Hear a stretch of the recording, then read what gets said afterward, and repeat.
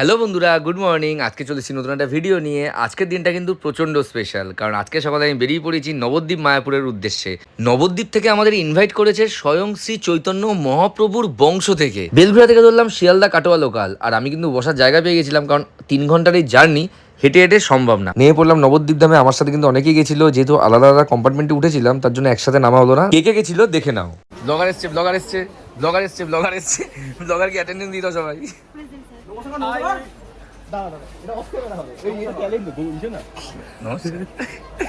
Station থেকে নেমেই ধরে নিলাম টোটো। অনেক কষ্টে স্টে বসলাম 6 জন মিলে, কারণ লাগেজ ছিল, ভাড়া ছিল 10 টাকা। যাবো হচ্ছে পোড়ামাতলায়। বন্ধুরা শুনলে অবাক হবে, আমি কিন্তু এই নবদ্বীপ মায়াপুর প্রথমবার গেলাম। অ্যাকচুয়ালি দ্বিতীয়বার আসলাম। এর আগে যখন এসেছিলাম তখন আমার বয়স 6 কি 7, কি আর মনে থাকে বলো। তবে এই জায়গাটা এসে কিন্তু বেশ ভালো লাগলো, মানে একটা মনে হলো অন্য জায়গায় এসেছি, শান্তির একটা জায়গায় এসেছি। এবার আমরা যাবো যেখানে আমাদের থাকার অ্যারেঞ্জমেন্ট করা হয়েছে, সেই গেস্ট হাউসে। এই যে আমাদের গেস্ট হাউস, মা বিষ্ণুপ্রিয়া ভক্ত নিবাস। আমাদের জন্য কিন্তু 3টে রুম দেওয়া হয়েছিল। এটা একটা রুম যেখানে ছিল হচ্ছে শিল্পা, শ্রেয়া, আর এই যে এটা হতো আমাদের রুম। এখানে ছিলাম হচ্ছে আমি আর সৈকত, আর জয়তু আর তাতাই অন্য একটা রুমে ছিল। আমি ঘুমিয়ে পড়েছিলাম ভেতরে। ঘুম থেকে উঠে এখন আশ্রমে খেতে ঢুকবো। আচ্ছা, এবার তোমাদের আসল ব্যাপারটা বলি, আমরা কেন আজকে নবদ্বীপে এসেছি আর কে আমাদের ইনভাইট করেছে। আমাদের ইনভাইট করেছে মলয় কৃষ্ণ গোস্বামী। এনার সম্পর্কে যা বলবো তাই কম হবে বন্ধুরা। ইনি দারুণ একজন অ্যাস্ট্রোলজার, আর তন্ত্র সাধনায় তোমরা যারা বিশ্বাস করো তাদের কাছে কিন্তু ইনি পারফেক্ট একজন মানুষ। আর হ্যাঁ বন্ধুরা, একটা মজার ব্যাপার, আমি যখন নবদ্বীপে থাকা স্টোরি দিয়েছিলাম, কতজন যে আমাকে মেসেজ করেছে মেসেঞ্জারে যে দাদা, মলয় কৃষ্ণ গোস্বামী কি তোমাদের গুরুদেব? আমি উত্তর দিচ্ছি না, আসলে উনি আমাদের গুরুদেব না, উনি আমার খুব পরিচিত।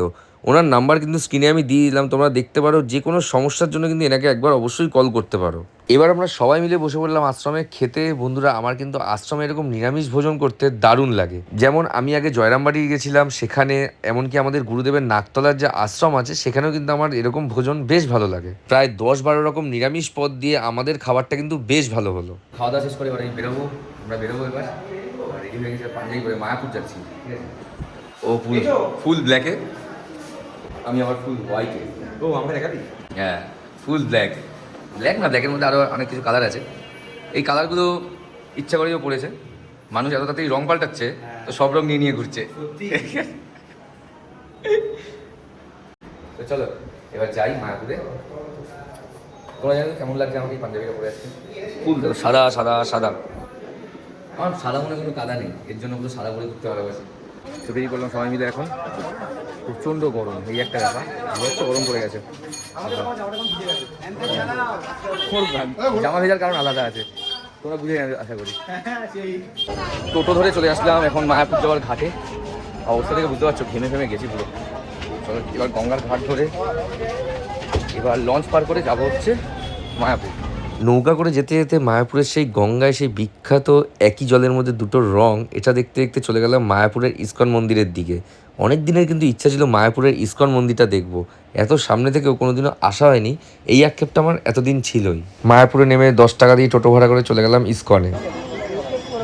দারুণ ব্যাপার লাগছে, মানে সিরিয়াসলি খুব সুন্দর লাগছে এসে। প্রথমবার, ফার্স্ট টাইম আসলাম ইস্কনে, মায়াপুরে প্রথমবার।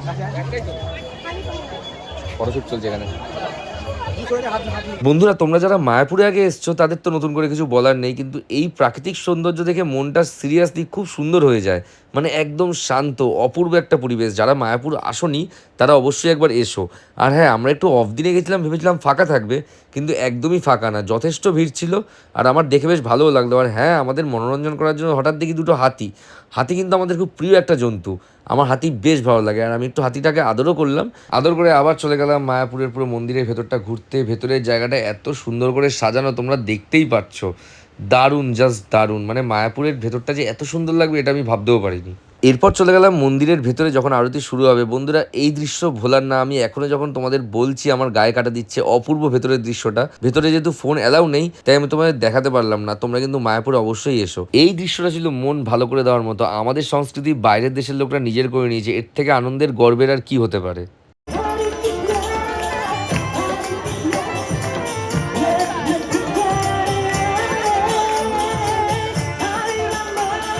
তো বেরোলাম মায়াপুরের মন্দির থেকে, মনটা শান্ত হয়ে গেল। জাস্ট ভালো লাগলো, দারুণ লাগলো, দারুণ লাগলো। তুমি নাটক করছো না, আমাকে বলে আজকে পলিটিশিয়ান লাগছে, বলছে অভিষেক বন্দ্যোপাধ্যায় লাগছে আমাকে।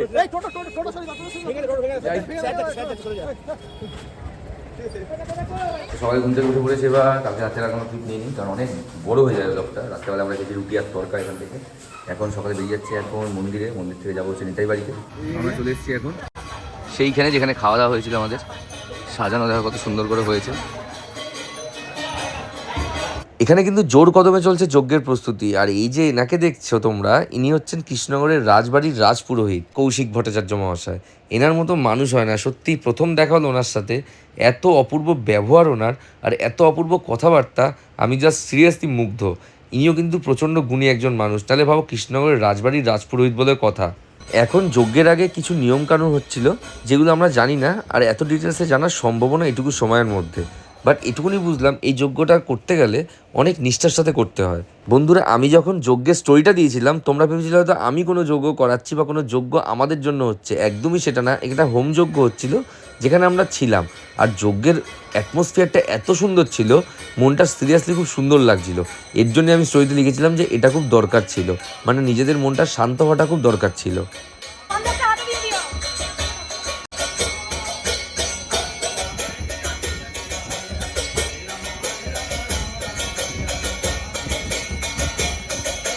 কাপড় পরানো সিঙ্গার এটা কি বেনারসি শাড়ি? বেনারসি।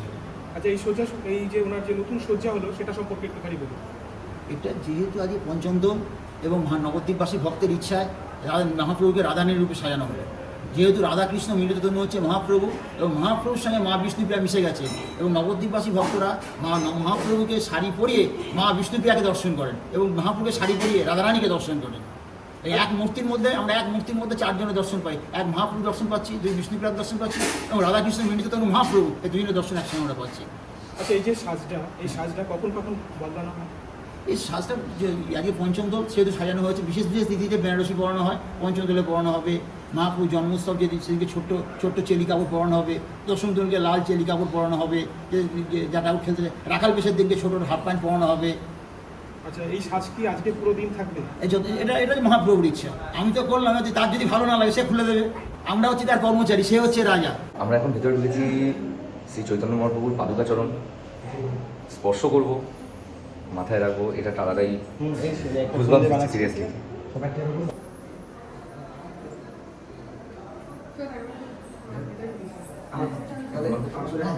আছে তার অবশিষ্ট কষ্ট পাবে। কোন কষ্টি পাথর? ওইটা কষ্টি পাথর, এটা কষ্টি পাথর।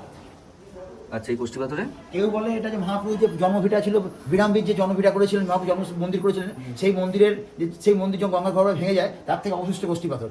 আবার কেউ বলেন যে এটা বিষ্ণুপুরের যে মদন মোহন আছে সেই মদন মোহনের অবশিষ্ট কষ্টি পাথর। আচ্ছা,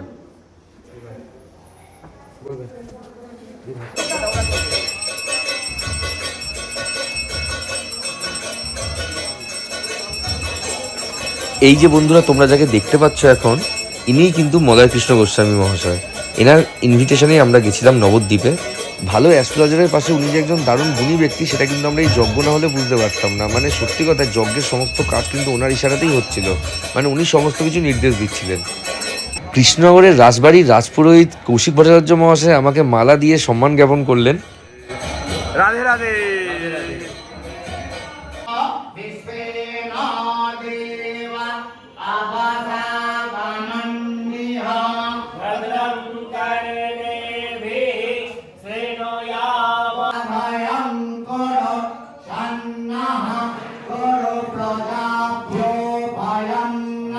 বসে আছেন প্রধান।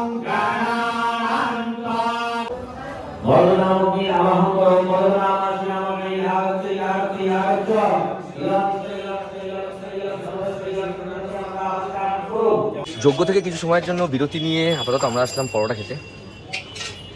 খিদেও পেয়েছিল প্রচুর। বল, হঠাৎ তুই এখানে কি করছিস? হঠাৎ কি করছিস?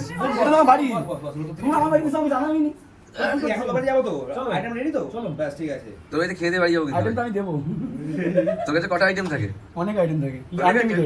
যাই হোক, একদিন বাড়ি দেখা হতো। দিদি আসেনি? না, দিদি আসেনি। তো সবাই আড্ডা ফাড্ডা দিয়ে এখন যাচ্ছি হচ্ছে প্রসাদ খেতে, ভোগ আরতির। অনেকটা সময় কেটে গেল, অনেক আড্ডা ফাড্ডা দিলাম সবাই মিলে। এখানে তাদের আজকে বিয়ে করে যাচ্ছে নবদ্বীপ থেকে, মেয়ে খুঁজছে, মালা পড়াবে বলে। যাই, এবার ভোগ আরতি খাবো, মানে ভোগ আরতি খাবো না, ভোগ খাবো এবার। যাই। ভেতরে সৈকতরা বসে পড়েছিল, আমি আর প্রীতম বসেছিলাম বাইরের দিকে, কারণ ভেতরে একদমই জায়গা ছিল না, তাই আমি আর প্রীতম বাইরে বসে পড়লাম খেতে। যেমনটা তোমাদের আগে বললাম, নিরামিষ এই ভোগ খেতে কিন্তু আমার দারুণ লাগে। আজকে কিন্তু আমাদের ভোগে ছিল 18-19 রকমের পদ। আমার কিন্তু খাবারটা বেশ ভালো লেগেছে। এবার আমাদের বাড়ি যাওয়ার পাল্লা। ধরে নিলাম টোটো, আমি আর তাতাই আর প্রীতম এক সাইডে বসে এবার নবদ্বীপ স্টেশন চলে যাবো আমরা। চল ভাই, টাটা। টাটা, আবার দেখা হবে। আবার দেখা হবে। চলো টাটা। তো প্রীতম বেরিয়ে গেল আর আমরা এখানে রোদের মধ্যে পুড়ছি। গায়ের কালার থেকে বুঝতেই পারছো, আর আমি পাওয়ার ব্যাংক ধরে ধরে এভাবে রয়েছি। গায়ের কালার কালো কোথায়? আমার গায়ের কালার আমার যা গায়ের কালার দিয়েছে ভগবান আমাকে, অন্ধকারেও দেখা যাবে আমাকে, শুধু দাঁতটাকে বার করে রাখতে হবে। ওখান থেকে আসার সময় এত ভিড় হবে যে আমরা জায়গা পাবো না। আর উঠে গেলাম ভ্যান্ডারে। সৈকতের অবস্থা তো গন্ধে নাক ছিটকাচ্ছে, জীবনে ভ্যান্ডারে ওঠেনি। আমার কিন্তু ভ্যান্ডার বেশ ভালো লাগে। হ্যাঁ, একটু ঘৃণা লাগতো ছোটবেলায়, যখন মনে হতো না গন্ধ উঠবো না, কিন্তু বড় হওয়ার সাথে সাথে কিন্তু ভ্যান্ডার আমার উঠতে খুব একটা অসুবিধা হয় না। তোমাদের কার কার ভ্যান্ডারে যেতে একদম পছন্দ না কমেন্টে জানিও, আর কার কার পছন্দ সেটাও জানিও। সৈকতরা শ্যামনগরে নেমে গেল। তো বন্ধুরা, এই এখন বাড়ি ফিরছি, প্রচণ্ড টায়ার্ড, বুঝতেই পারছো মুখের অবস্থা থেকে। তো ট্রেনের জার্নিটা জাস্ট নেওয়া যাচ্ছে না, প্রচণ্ড রকম জার্নি লাগলো। তো চলো আজকের জন্য ব্লগটা শেষ করে দিচ্ছি। তোমার সাথে দেখা হচ্ছে খুব তাড়াতাড়ি পরের একটা ব্লগে। তোমরা তখন ভালো থেকো, সুস্থ থেকো, বাই।